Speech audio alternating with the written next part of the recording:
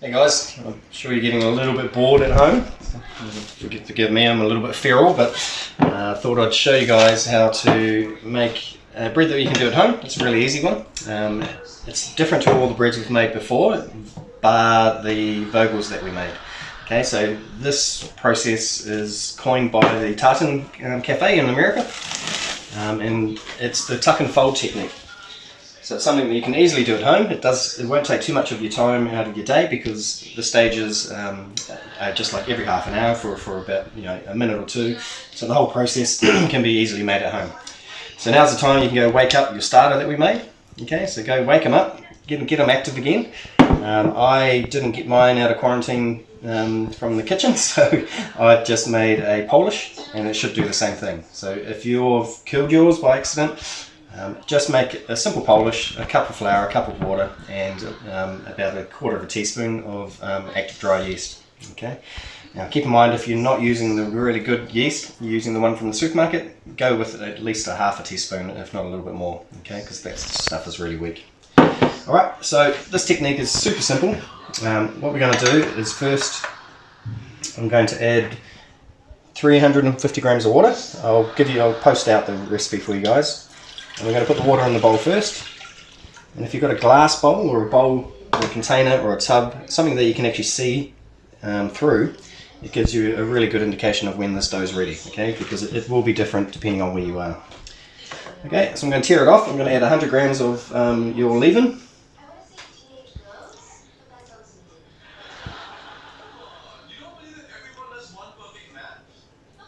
Okay, so once you've got the leaven in there, just have a look at it. Okay, so just have a look at it. It needs to be floating. Okay, if it's not floating, then either your starter is dead, or you've done something wrong. All right, so we're just going to gently mix that through. And what I have here is 25 grams of water and 10 grams of salt. Okay, and we're going to employ the analyze technique for this one.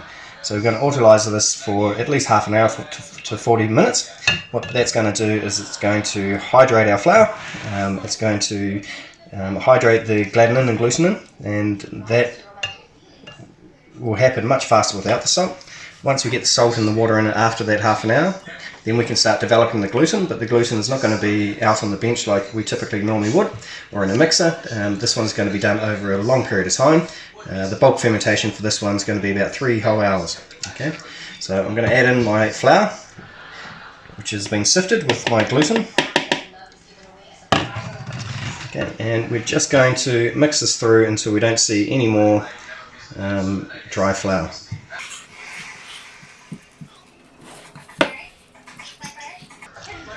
So this dough is 75% hydration, so it's on the wet side. It's not quite as wet as the Master White that I've shown you, but it's still going to be quite a wet dough.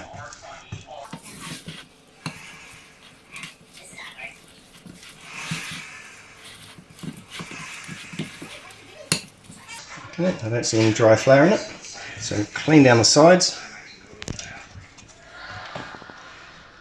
Make sure it all gets in there.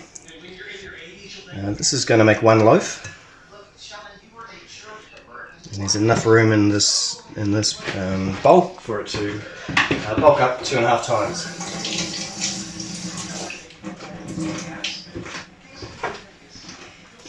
Okay, so now cover it, stop it from drying out. And we just need to put it somewhere warm for about half an hour to hydrate properly. If you don't have a warm place in your kitchen, you can go to the hot water cupboard, pop it in there, which is what I'm going to do. You could warm up your oven just a little bit and then turn it off and then pop the bread in there. Or alternatively, you can get some boiling water into a tray into the oven and then put this on top of it, which will do the same thing. Or you can, if you've got a sink that's large enough, put a resting rack in the bottom of the sink, add some boiling water from the jug, add your bread dough, and then we'll cover it with a wet damp towel that covers the whole top of the sink, and that'll let it prove up nicely. Any leftover starter we can either feed, or this one's a Polish, so I'll probably Ziploc bag it, freeze it, in case I want to make another loaf, in case this one fails. Okay, so I'll see you in about half an hour. Okay, alright guys, so it's been half an hour. So it's been autolyzing for about half an hour.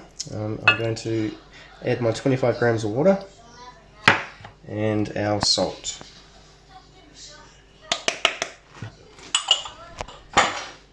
Okay, so it's not a pretty technique, but if you get in there and smush it, it'll break up hard a little bit, but then it will come back together.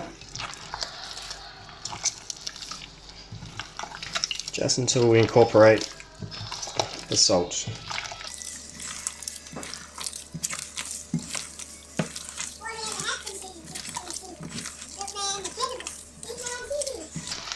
Okay, so once it's all come back together,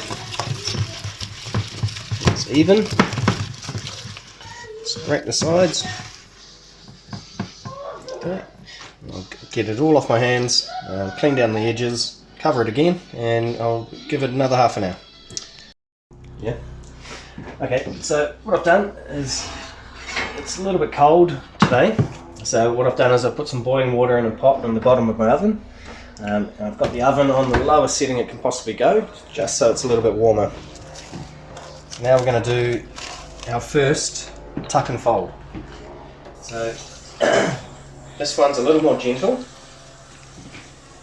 Okay, so this one, it may look rough, but this is the way we need to do it. Okay, we're going to do it all in the bowl. We're not going to turn it out like I've shown you in past recipes. For this particular one, what we're going to do is just with a wet hand, we're going to stretch it up and fold it on itself. Okay, so go right to the bottom, pull it up and drop it on itself. Pull it up, drop it on itself. Do that until you feel you've turned the entire batch. Then I'm going to scrape it all down once again, cover it and get it proving once more for another half an hour, and I'll come back and repeat that process. Okay, so here we are. This has had another half an hour, so I'm going to do another tuck and fold. Just with the wet hand. So again, go down underneath it, stretch, fold it on itself.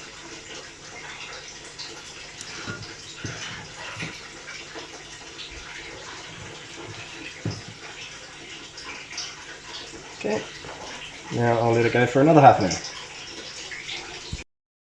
hour. Okay, it's 30 more minutes. Now we're going to repeat the process. Another stretch and fold.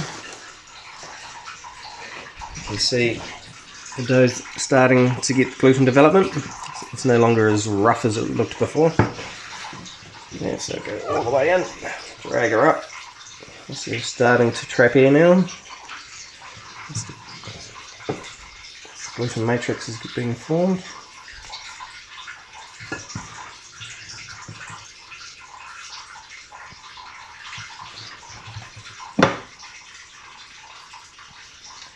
Okay, so once again, we'll pop it away for another half an hour, and that'll bring us to our fourth stretch and fold, and that's been 2 hours. Ready? Okay, so here we go.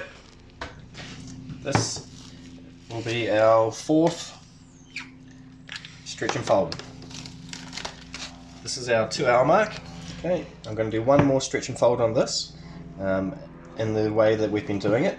Then over the next hour I'm going to do 2 more, but I'm going to be much more gentle with it. Okay, so but this one we do exactly the same as we've been doing. So take a wet hand, stretch it up all the way up onto itself. Starting to get some good gluten development now. Okay, so I'll scrape it all down, we'll pop it back in, and we'll come back in half an hour, but the next one we're going to be much more gentle. Okay, alright, so we've had another half hour. You can see by the glass bowl we're twice the size. So this turn we want to retain as much air as we possibly can. Okay, so we're not going to drag it up like we did before. So we're going to employ. So we're going to use water rather than flour. So this is another way you can develop and shape your doughs by using water in place of flour, because we don't want to add any extra flour to this one. So just let it come out naturally. don't want to stretch it.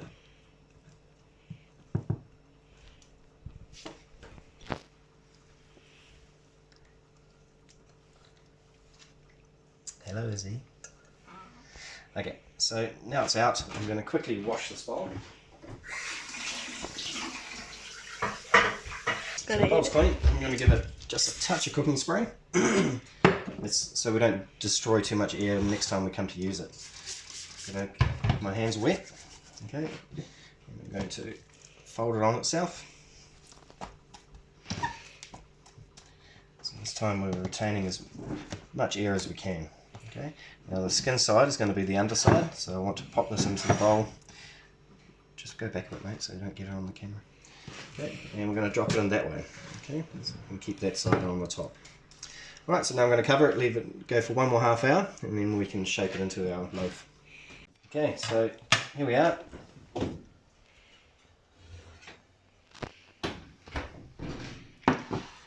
Okay, so this is our 3 hour mark, and our dough is nice and bubbly. Okay, so now we just need to do a little bit of pre-shaping on it. So the first tightening on it. So I've just got a plastic tray here, but if you've got wood is much better. I've just got to work with what we've got. I want it to come out without tearing, because we want to retain as much of this air as possible.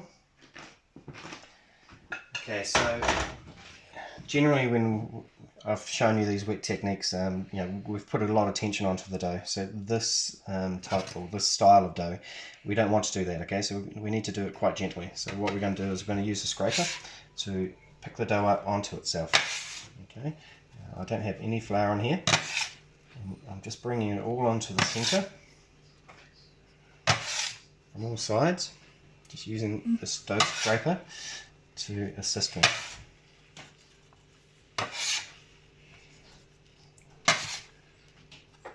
Okay. As it starts to tighten up,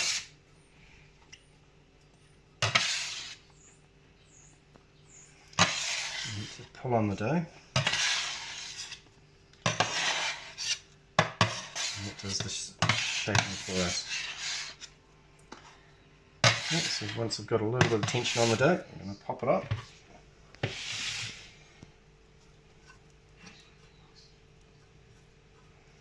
Okay, so this is just the first initial getting some tension onto it. Okay, so now we're going to leave it for another 20 minutes just to relax before we actually put the final shape on it. Okay. Okay, so it's been 20 minutes. I just covered it just to protect it a little bit from drying out too much. So just carefully take off the cling wrap. I'll put a little bit of cooking spray on top just to make sure it doesn't stick. It doesn't stick too bad. It is a relatively wet dough.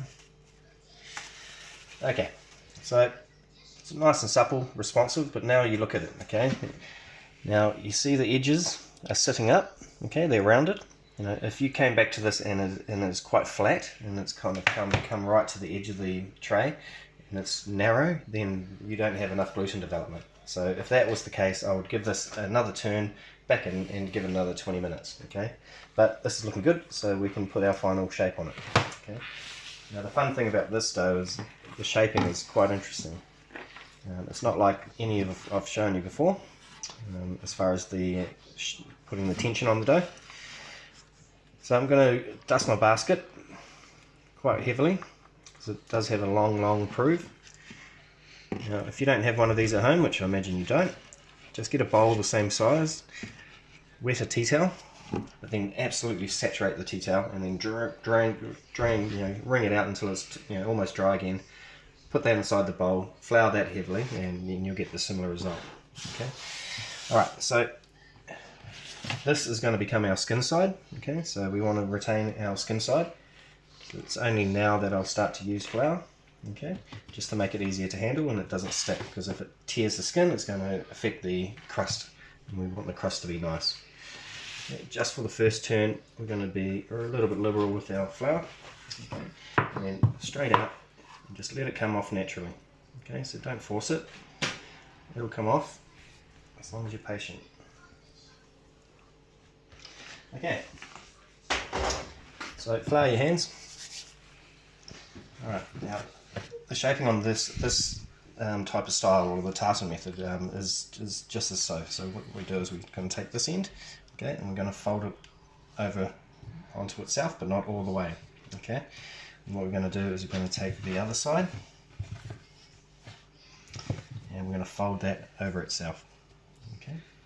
And then this side is going to go over top of that, okay. So now we're getting this sort of a look. All right. I'm going to take that top end. And that top end is going to come down here. You can see it's completely different to the way I would normally shape a dough when it comes to this stage, where we're really forcing the tension onto it. This one's going to be, the crumb is going to be so much more open, so we need to develop it in this way. It gets the similar result, but it'll be much more airy, more of an open crumb, like a ciabatta or something along those lines. Okay, so now we're going to take this side again, just make sure it doesn't stick. Okay, so that's going to go over. Okay, and then we're going to tuck it in, and now we've got our tension on it. Okay, so now just using the bench without flour, just going to take a little bit of extra tension on this by dragging it on itself.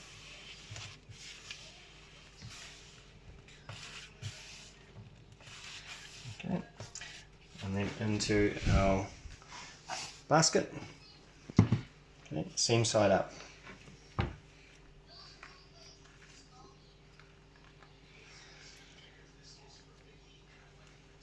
Alright, so the final proof on this one is going to be about 3 hours. Okay, it depends on the ambient temperature in your kitchen, but the final proof is quite a long one.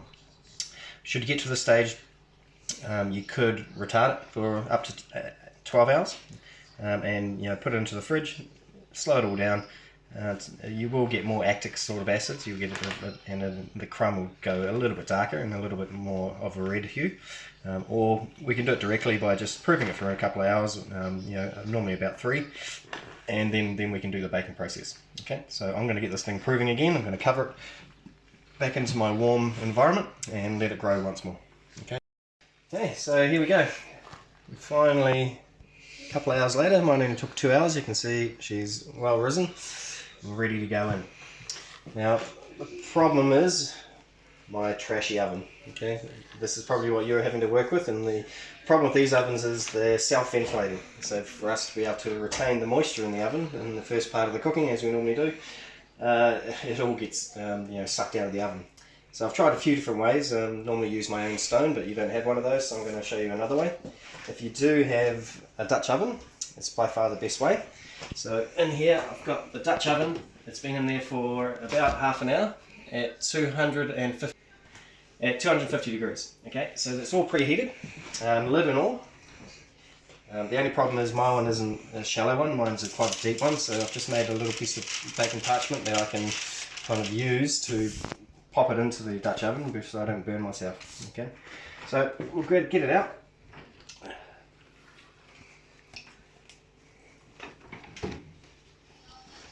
Okay, it's very hot.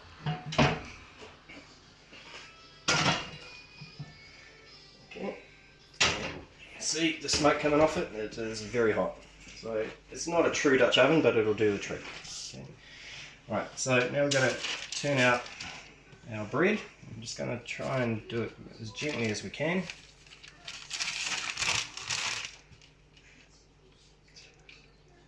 And then just let it come out all on its own.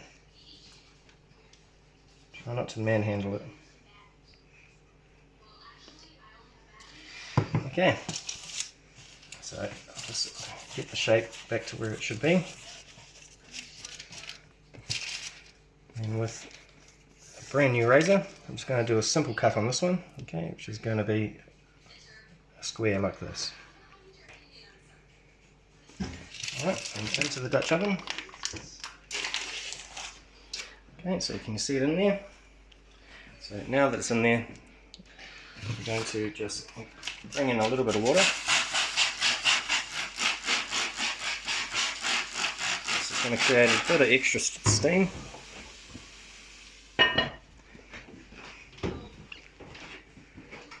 Back into the oven at 250. going to reduce the oven to about 230. I'm going to give it 20 minutes in the Dutch oven with the lid on, and then I'm going to take the lid off and potentially take it out of the Dutch oven and let it caramelize for another 20 to 30 minutes. So I'll get back to them when I get to that stage. Okay. Are we on? Okay, so here we are. This is 40 minutes later, and our loaf is cooked. So sounds nice and hollow. Okay. So we come closer, honey. So we can see we've got the lovely blistering. Okay, it shows good gluten development. Okay, we've got a nice air on it. I'll let it cool down because remember it's not finished cooking at the moment. The moisture on the inside still got to work its way out. That's going to develop more nicer, softer crumb before we get our finished product. This loaf, this is 500 grams of flour, so you can see she's a good size. It shows that we've done everything correctly all the way. And really quite interesting how we develop the gluten through a long stretch and fold process rather than the traditional kneading on a bench. And if you come closer, I don't know if my mic can pick it up, but you can hear it going snap, crackle and pop, okay, which means the crust is cracking away, okay, which is a good sign for a crusty country loaf. And we have it, one crusty country loaf. We're recording. Okay, so this is about half an hour later. Okay, so you can hear. Alright, got a nice crunchy crust. Now it's our opportunity to open her up and see how well we did. Now remember, this was no yeast, no knead. This was a stretch and fold gluten development.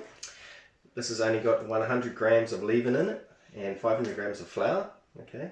Obviously in my hands it makes a loaf like this, so I'm hoping that you guys have a similar result.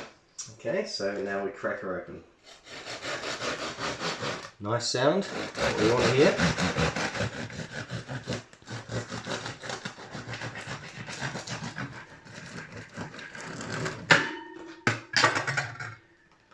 Okay, not too close then. Okay, and there's our country loaf. So you see if we have very open crumb structure. Okay, I press it, it comes back to where it started, so we know it's cooked correctly.